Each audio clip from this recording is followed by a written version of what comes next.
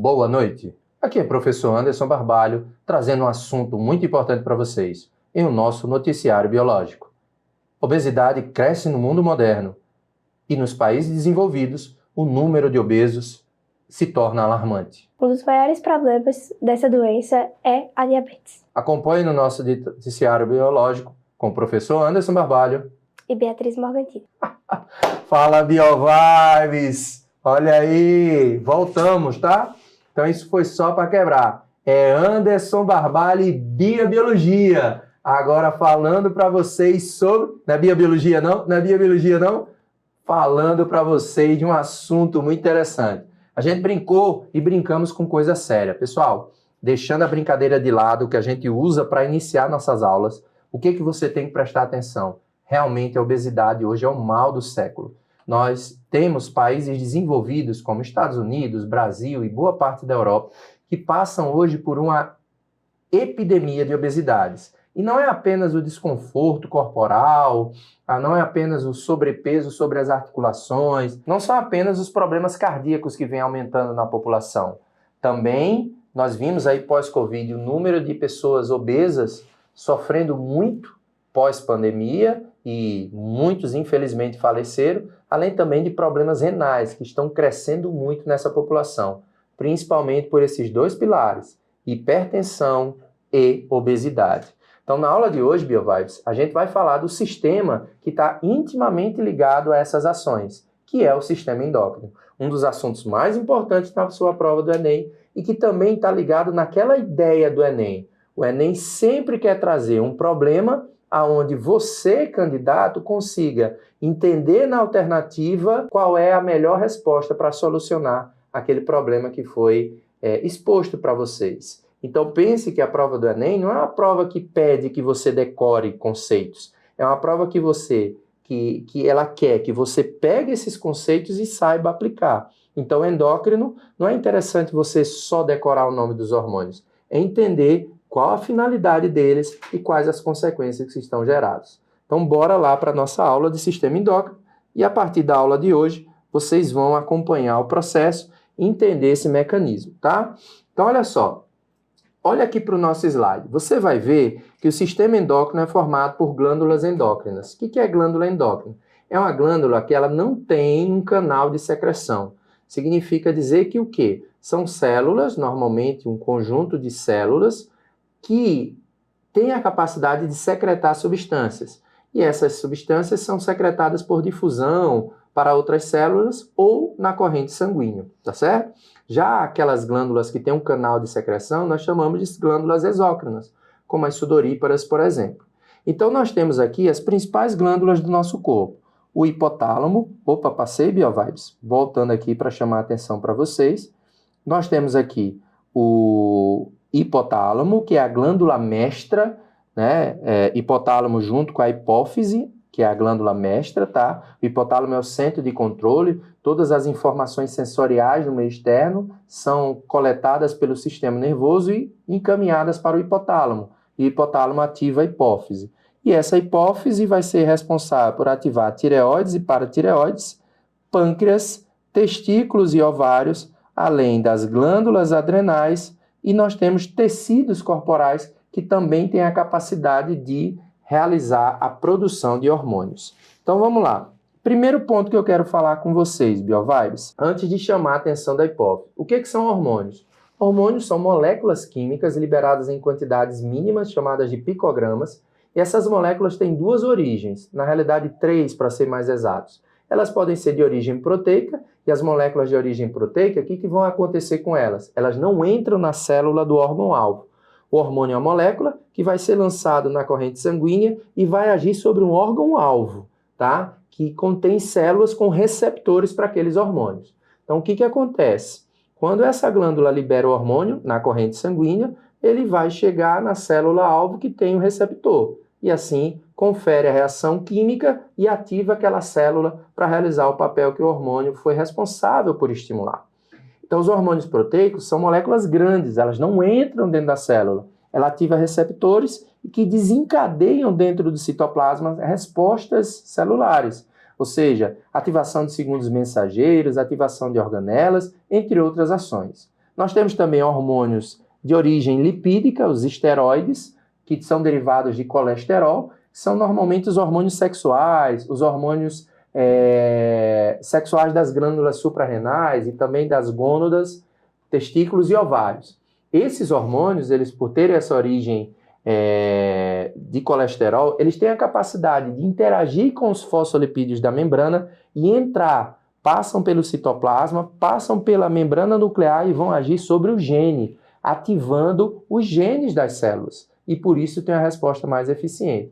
E existem as catecolaminas, que também são hormônios produzidos nas suprarrenais, do grupo da adrenalina e noradrenalina, que vão ter ação também normalmente dentro da célula, ok? Então, passado esse breve relato para vocês, nós vamos falar um pouquinho sobre a hipófise. O que vocês precisam saber da hipófise, BioVibes? Ela está localizada na chamada célula túrcica. Ela fica acima do céu da boca, atrás dos olhos, tá? É uma glândula pequena, que tem um formato de ervilha, tá? E essa glândula é muito importante, por isso que ela é chamada de glândula mestra, porque ela coordena toda a função do nosso corpo, tá certo?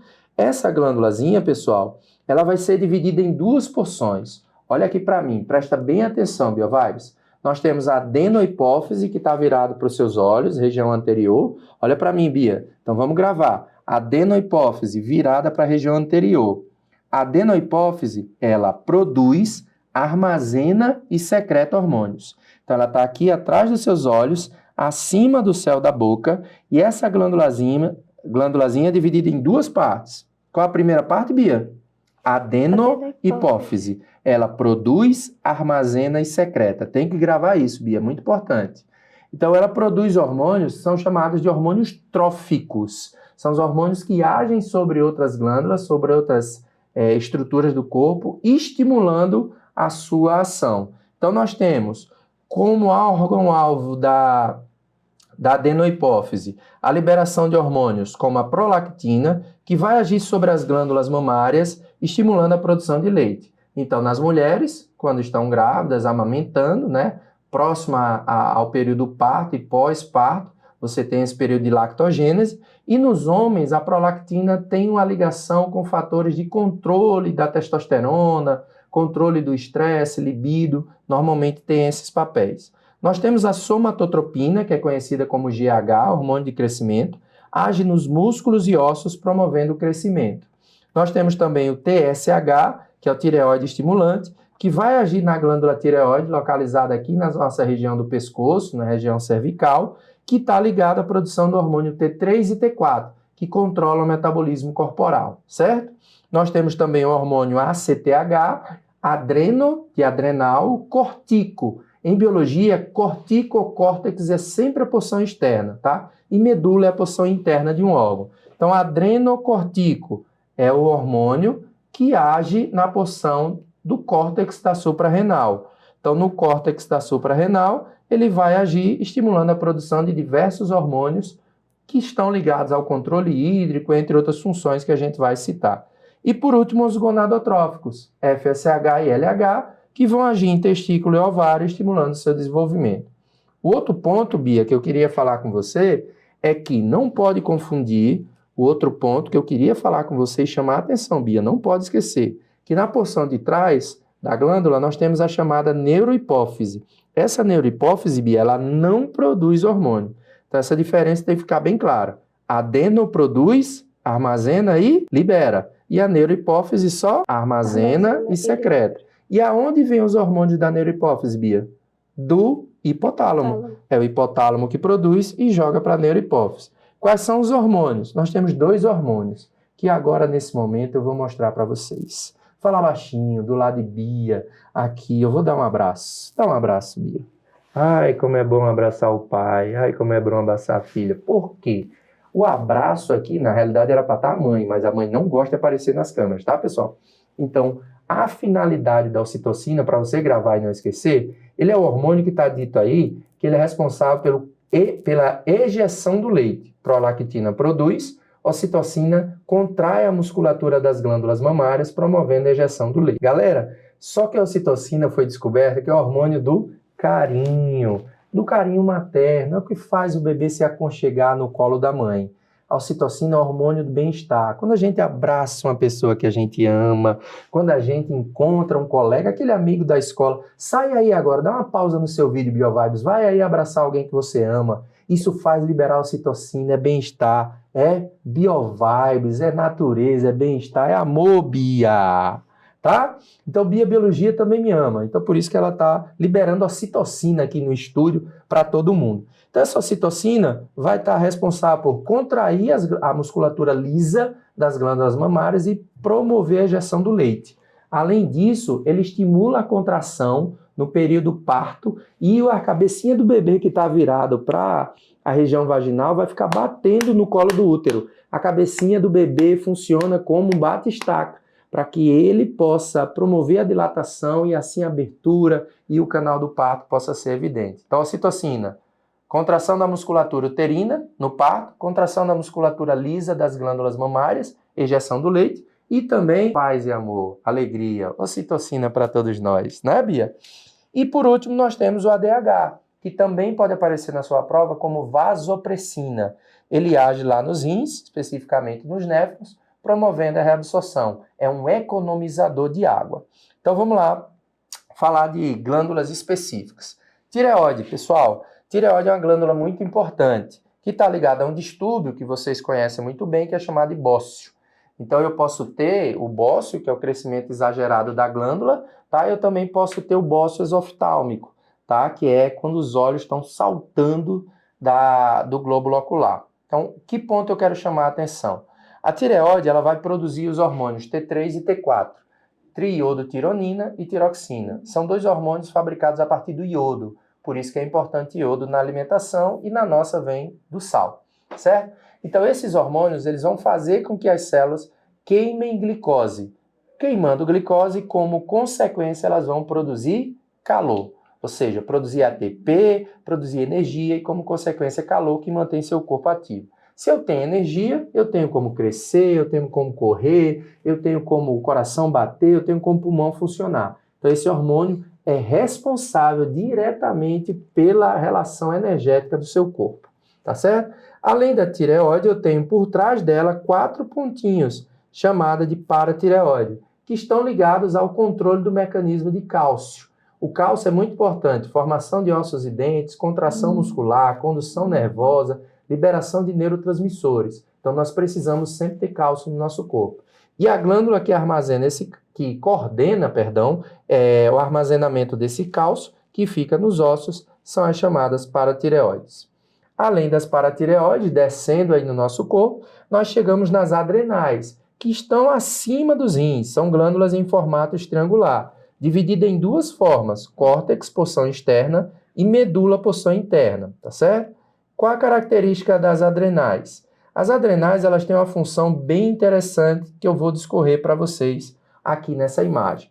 Então você observa que algumas ações, situações de estresse, Bia, aquele momento quando você está gravando o vídeo, o que vai acontecer, Bia? O seu sistema nervoso simpático libera substâncias diretamente sobre a medula adrenal que vai promover a liberação de hormônios. Que hormônios são esses? A adrenalina, Bia.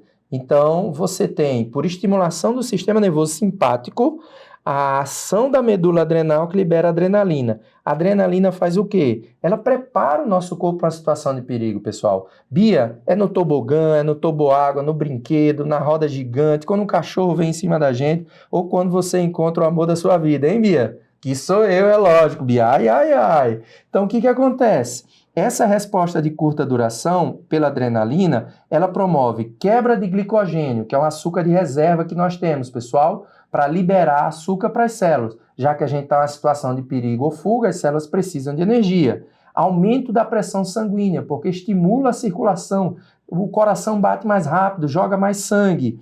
Aumento da taxa metabólica. Pega esse sangue chegando, rico em oxigênio e glicose, joga no músculo, o músculo pega isso aí e transforma em energia, aumenta a taxa metabólica. Aumento da oxigenação, o pulmão começa a aumentar a frequência respiratória, entra mais oxigênio, chega mais hemácia com hemoglobina, começa a distribuir. Vasoconstricção periférica, por isso que a gente fica pálido. Os vasos das regiões periféricas, onde não são importantes, eles se contraem para que o sangue seja jogado diretamente nos órgãos mais importantes, músculos estriados esqueléticos, e aumento do estado de alerta e diminuição da atividade digestiva dos rins. Olha que importante esse momento, olha que importante essa ação da adrenalina. O bom é que ela é momentânea, né? E depois de passar o susto, entra o sistema nervoso parasimpático, que controla, que recolhe, faz ação contrária. Além dessa adrenalina, nós também temos um outro hormônio, Biovibes, que é liberado pela adenohipófise, o adrenocorticotrófico, que vai agir no córtex da suprarrenal, estimulando a produção de mineralocorticoides. Hormônios corticoides são aqueles derivados de colesterol, tá? Então, Biovibes, o que a gente está vendo aqui? Que o ACTH é o hormônio que vai agir sobre o córtex da suprarrenal, e à medida que ele age, o que vai acontecer? Eu tenho a liberação de mineralocorticoides, tá? Que são hormônios derivados de colesterol que vão agir no controle de sais minerais do seu corpo, que vão influenciar em vários processos, desde o batimento cardíaco, formação de ossos e dentes, condução nervosa. Glicocorticoides controlam a taxa de açúcar, estão ligados também ao processo de sistema imune, de controle da atividade imunológica, e os hormônios sexuais, que o próprio nome já diz. Professor, mas Anderson, hormônio sexual não é só nas gônadas não, Bia? Não.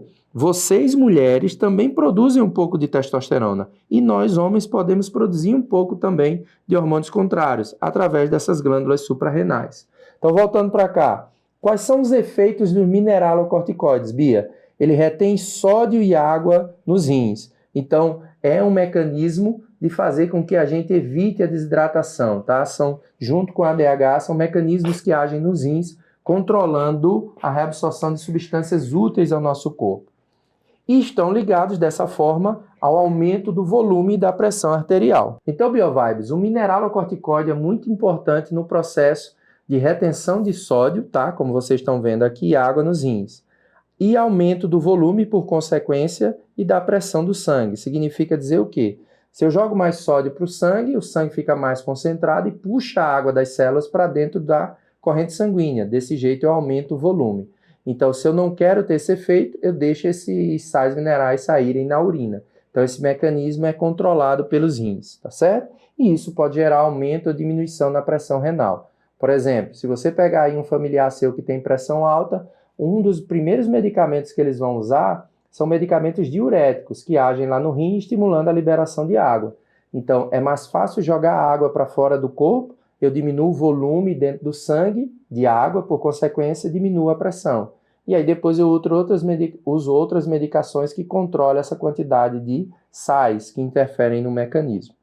E eu tenho também os hormônios sexuais, que vão se manifestar nos caracteres sexuais secundários, característicos de homens e mulheres, tá? Além do principal, que são chamados glicocorticoides. Os glicocorticoides são muito liberados e o mais conhecido por todos é o chamado cortisol, é o hormônio do estresse. Ele é liberado normalmente em situações de estresse e tem uma função na quebra de proteínas e gorduras, ou seja, ele faz com que seu corpo disponibilize ainda mais nutrientes. Isso é um efeito benéfico, que são convertidos em glicose. O problema é quando você não está nessa situação de perigo. Pessoas que são expostas a estresse demais no trabalho, saúde e tudo mais, esse hormônio pode estar ligado ao aumento do peso, né? À obesidade de uma forma geral. E também aumenta a taxa de açúcar no sangue para esse mecanismo.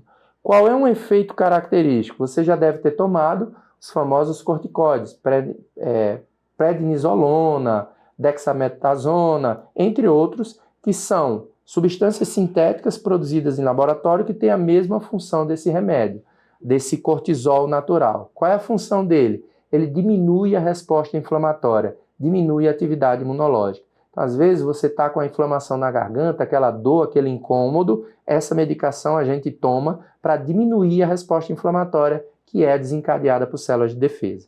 O problema é que esse remédio, se tomado em larga escala, ele pode diminuir muito a atividade imunológica e favorecer com que você tenha muita doença, tá? Então, evitar isso aí e ir atrás de médico, não se automedicar. Chegamos no pâncreas, uma glândula mista, importante demais no processo metabólico. Essa glândula mista, por que ela é assim chamada? Porque ele tem ácidos pancreáticos. Lá na aula anterior do sistema digestório, você vai ver que o pâncreas libera o suco pancreático, é repleto de enzimas, por essas célulazinhas, os ácidos pancreáticos. E nós temos aqui um conjunto de células endócrinas. Lembra lá, se não lembra, assiste a videoaula do sistema digestório. Uma glândula aqui exócrina, olha o canal dela para secreção. Glândula endócrina, cadê o canal de secreção? Não tem. As substâncias saem daqui diretamente para o vaso sanguíneo mais próximo. Nas células do pâncreas, nós temos, na glândula do pâncreas, nós vamos ter duas células importantes. As células alfa e as células beta, que são células que vão produzir hormônios importantes no controle da taxa de açúcar no nosso corpo. Glicose é muito necessária, porém em excesso na corrente sanguínea, pessoal, o que ela vai fazer? Essa glicose em excesso, ela vai interferir em todos os processos metabólicos celulares, gerando desde lesões, destruição de tecidos, perda de visão, dificuldade na regeneração de tecidos. Então, se você já tem um parente, um conhecido que tem diabetes descontrolada, você sabe como é severo. Problemas renais, cardíacos, então a gente tem que controlar isso muito bem. Então, olha só, vamos acompanhar. Bia, olha aqui comigo mais uma vez para você não esquecer e você lembrar, tanto você e a todos que estão nos assistindo, que atividade física regular é saúde, pessoal. Como o Bia falou, é preponderante, muito importante para evitar, tá, que a gente desenvolva doenças metabólicas. Então vamos lá, Bia, acompanhe comigo. Lê aqui para mim, Bia, o que está acontecendo aqui? Taxa alta de glicose. Quando é que essa taxa cresce? Essa taxa de glicose cresce no nosso corpo quando você acabou de comer. Eu tomei o refrigerante no início da aula. Isso fez com que eu tivesse o quê? Um aumento da glicemia no sangue. Nós dizemos que refrigerantes, doces de uma forma geral, são alimentos de alto índice glicêmico. Isso faz com que as células beta do nosso pâncreas, Bia, grave bem, células beta liberem insulina. Quem produz a insulina, Bia? Célula beta. Célula beta que está localizada onde, Bia? No pâncreas. Muito bem, não confundir, porque alguns alunos confundem com o fígado, Bia. Mas o fígado é o local de atuação, o local de produção é sempre no pâncreas. Muito bem. Então, lá no fígado, o que vai acontecer? A glicose em excesso, pela ação da insulina, ela vai ser convertida em um açúcar de reserva, que não causa prejuízo, Bia, ao nosso corpo. Ele fica guardado tanto no fígado quanto nos músculos, que é o chamado glicogênio. Então, eu faço rapidamente com que essa taxa de açúcar diminua. Além do que, não está colocado aqui, mas você lembra que a insulina faz com que as células que consumam mais energia no seu corpo passem a buscar essa glicose. Bia, pergunta para você, na sua opinião, o que você acha? Quais são as células do seu corpo que você acha que consomem mais glicose? Diga aí para o pessoal de casa. Células que estão agora no seu corpo trabalhando muito, muito, muito, muito. Começa com Neurônio. Neurônio, Bia, é demais. Neurônio é uma célula que tem alta afinidade por glicose. Bia, e qual é aquela outra célula que você usa na academia? Oxi, qual é aquela célula que a gente usa na academia, Bia? Músculo. É a célula muscular. Bia, é demais. Então, neurônio e célula muscular estriada, esquelética, são células que consomem muito glicose e a insulina, Bia, age diretamente nela e elas puxam muito. Por isso que a atividade física, Bia, é muito saudável. Quanto mais músculo eu tenho, mais eu consumo glicose. Por isso que a atividade física é importante. Lembrar só que em pessoas que têm diabetes tipo 1, nós temos dois tipos de diabetes. Diabetes tipo 1, Bia, é aquela diabetes onde a pessoa não produz insulina. Esse tipo de pessoa tem que ter um controle através dos aparelhinhos, medir, e essa pessoa tem que ter um bom acompanhamento na atividade física, porque ela pode ter uma baixa e ela não tem esse controle normal da quantidade de açúcar. E a diabetes tipo 2, que é aquela diabetes, Bia, que é a mais comum, normalmente nos sedentários, nas pessoas obesas. É que a gente desenvolve porque a gente tem mais glicose do que a insulina consegue... Não sei como que fala a palavra. Que a insulina consegue estimular a metabolização. Muito bem, Bia. A gente consegue absorver a quantidade de glicose que a gente consome. Isso então, mesmo, certíssimo. Então, na diabetes tipo 2, nós temos uma incapacidade das células de pegarem essa insulina. Então, o que acontece? O fígado converte essa insulina, músculo e cérebro consome, mas o que acontece? Às vezes a gente se alimenta mal, passa o dia aí, você que está estudando, se preparando para o Enem, o que vai acontecer? Você passa muito tempo sem se alimentar e às vezes você tem a hipoglicemia. O que teu corpo faz? Ó? Baixou a taxa de glicose, inibe célula beta para liberar insulina e aumenta a atividade de célula alfa, que vai fazer o quê? Liberar glucagon, quebrando o glicogênio e liberando glicose pelo fígado para a corrente sanguínea. Esse processo é um processo homeostático, é um processo natural. Então, diabetes nada mais é, pessoal, a grosso modo, do que um descontrole do que seu corpo faz naturalmente. Então, o que seu corpo faz naturalmente, você vai ter que fazer artificialmente através da medição e da introdução de insulina e até, em alguns momentos, açúcar. Tá certo? Questão muito comum no Enem, questões de diabetes. E para terminarmos essa parte do endócrino, estamos chegando no fim dessa aula, nós temos as gônadas. Aqui você observa o testículo e aqui você observa os ovários. Questões recentemente de reprodutor vem caindo bastante ligada a hormônios, pessoal. Então nós temos as gônadas sofrem estimulação pelo FSH e LH e secretam hormônios estrógeno e progesterona. Vou dar uma dica para vocês aqui, para vocês nunca mais esquecerem. FSH, folículo estimulante. Então, olha nessa imagem aqui embaixo, isso aqui são folículos. Vocês estão vendo no ovário. Então, o hormônio que estimula esses folículos é o FSH. O LH é o hormônio luteinizante. Ele age estimulando esse folículo, depois dele liberar o ovócito, que ele se transforma no corpo lúteo amarelo, e ele estimula a produção de hormônio. Então, o folículo estimula a maturação de célula. LH estimula a produção de hormônio. Então, fica claro isso na sua cabeça. Uma dica rapidinha. FSH, folículo estimulante, tanto em homens quanto em mulheres. O FSH estimula a maturação de células na mulher, já que vocês nascem com todas as células prontas, e em nós, homens, estimula a produção dos espermatozoides. E o LH, em vocês, mulheres, estimula a maturação do corpo lúteo para a produção de progesterona, tá? E em nós, homens, estimula as células de Leydig para produzir testosterona. Então, tá aqui as funções dos hormônios. Em vocês, mulheres, nós temos dois hormônios. O estrógeno, e aí eu vou cortar para a Bia aqui mais uma vez. Bia já foi meu bebê, Bia já foi minha criança, já foi pequenininha. Hoje está virando uma moça. Bia tem 15 anos, pessoal. Então, o que acontece? Todo o seu corpo se modificou graças à ação do estrógeno. Então, é ele que desenvolve características sexuais secundárias.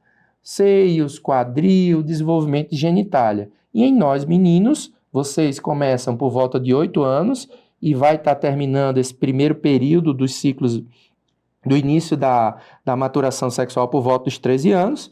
Nós, meninos, começamos o nosso amadurecimento aos 9 anos. E termina quando, Bia? Nunca, né? Elas dizem que a gente continua na puberdade. Então, era para terminar por volta, esse período de início da puberdade, por volta dos 14 anos. Mas, segundo elas, a gente continua bastante. Então, Bia, acompanha comigo.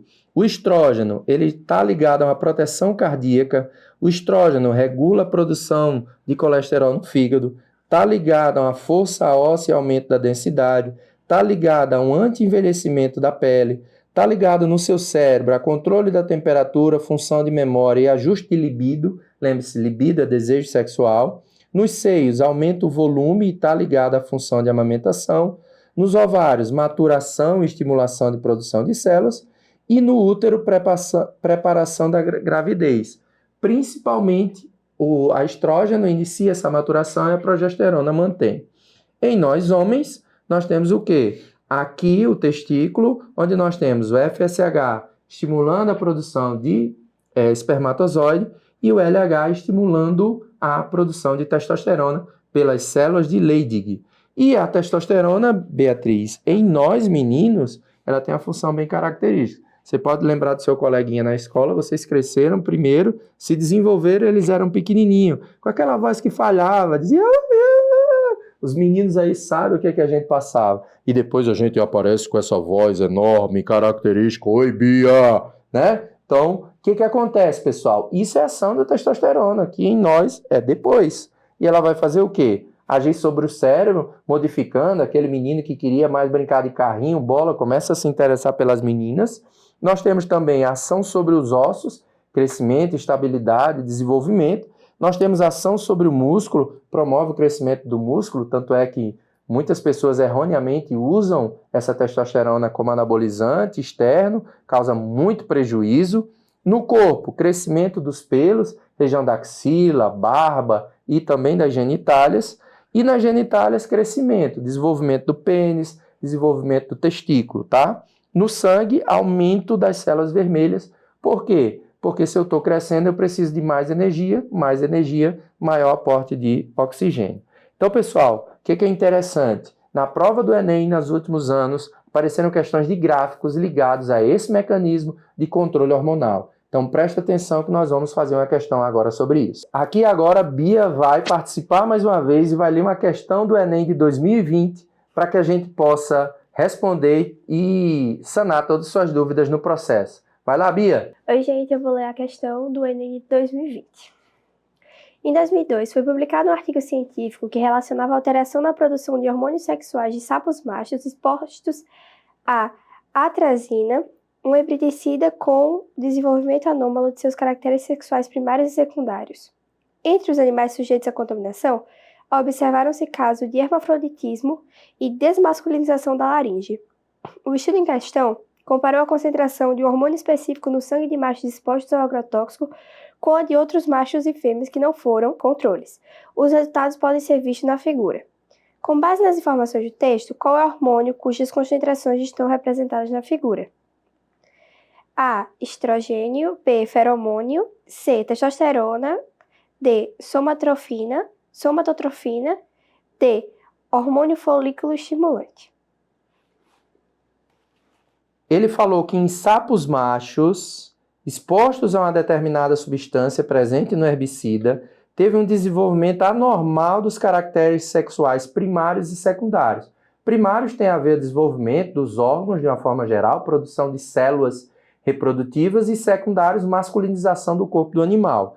Entre os animais sujeitos à contaminação, observaram-se casos de hermafroditismo e desmasculinização da laringe, ou seja, nos machos a testosterona age sobre os músculos, inclusive na laringe, alterando o volume dele, influenciando no tom das cordas vocais que elas vão produzir, tá? O estudo em questão comparou a concentração desse hormônio no sangue dos machos expostos com aqueles e as fêmeas que estavam em ambientes onde não tinha. Então aqui você observa no gráfico, machos em controle, a concentração do hormônio estava lá, ó, altíssima. Machos expostos ao herbicida e fêmeas controle.